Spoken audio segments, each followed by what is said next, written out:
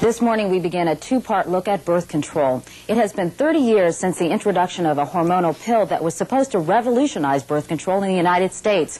It didn't.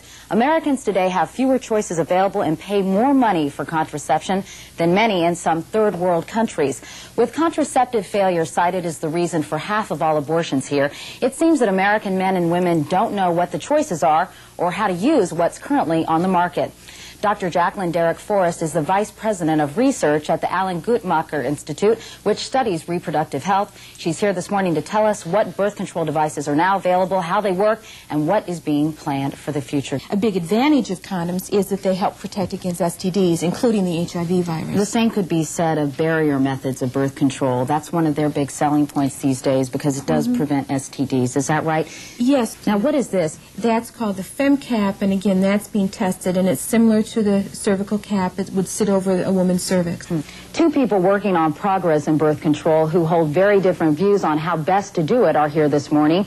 Judy Norsegian is a member of the Women's Health Network and also with the Boston Women's Health Book Collective, responsible for the highly regarded book, Our Bodies, Ourselves.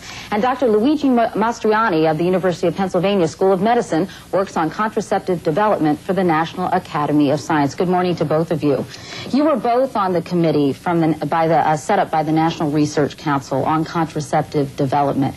Tell me what the findings were of that committee. Well, actually, it was quite clear that we do not have available methods that are suitable for use in all circumstances. And furthermore, there is really a decline in the amount of effort that goes into research to develop new methods of family planning.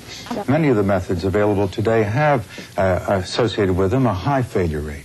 And as a physician who addresses the needs of individual patients, I can tell you that there certainly is a need for the development of newer and better methods. The problem is that this area of research has really been neglected, and the fact is that the best way to prevent an unwanted pregnancy is the use of a good contraceptive method, and we've also seen an increase in the percentage of funds that go towards barrier method research. This is critically important now because of our STD epidemic. Sexually transmitted diseases are on the rise, and it's not just AIDS and HIV infection. So we have to look to contraceptive methods that not only prevent pregnancy, but also prevent STDs. There's some new research into some very promising barrier methods, such as FemCap.